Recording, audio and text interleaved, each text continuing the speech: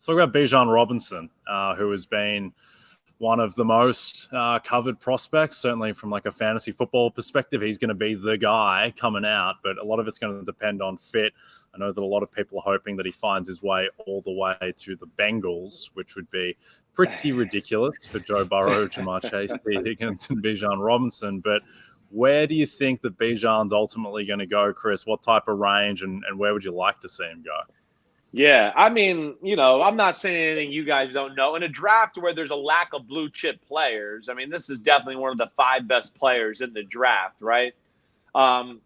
Like system fit, it doesn't matter. He fits in any system. He's a freak. I mean, what do you like guys that run for touchdowns? Okay, then he fits in your system, right? Do you like guys that can run awesome routes? Yep, then he fits in your system. Now, realistically, yeah, I don't think he's going in the top 10. I don't. But, you start to get into like these teams with 2 picks, and then you start to look at the teams, I think, too, that maybe have luxury of like, wait, our team's really good, and we don't necessarily have a position we have to address right here, and this guy's too talented, right? So, I mean, there's teams where Philadelphia, because of their 2 first round or their picks, or number 10 pick, that's where I think it starts.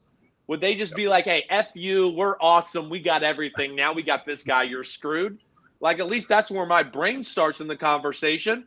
But I think realistically, it's probably around Detroit at 18, where I would expect him to maybe have the chances to go off the board anywhere from 18 to 32. If you made me bet, is kind of where I could say that could happen. And, of course, teams with superstar running backs aren't going to be looking at it. But you mentioned it. Bengals, would the Bills do it at the end of the first round, right? Yep. The Eagles at 30 again. I think those are the teams that kind of pop into my brain. Yep. Key to note that those teams are all picking later than Bijan Robinson's current over-under, which has been a pretty controversial one. I've seen what is it? 16 right now, 16 flat. And the under is juicy. But realistically, as generational as he is, the devaluation of the running back as an asset, and on top of that, like, there's a lot of good running backs that are free agents this minute. And exactly right. They're everywhere. There might be more coming up. Like, we realistically, like, there's going to be a musical chairs of running backs this left to be played out this offseason. And so using high-end draft capital on a running back, even if he's generational, is a real stretch. Exactly. Jay, you got any final thoughts on Bijan? No, I mean, it's interesting where, certainly in our world, Drew, talk about the running backs, and the perception is that running backs are less valuable than ever before, and running backs don't really move the line.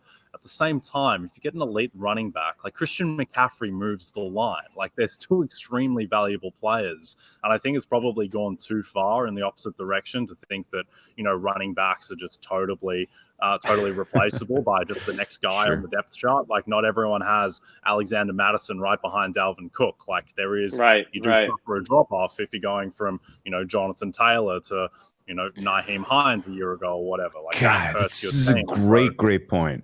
This is a great. We're at the inflection point where having an elite running back on a 5-year deal and the compensation they're getting is probably maybe plus CV, especially if you can get him in the second half of round 1. Oh, this is very fair. I completely agree with this.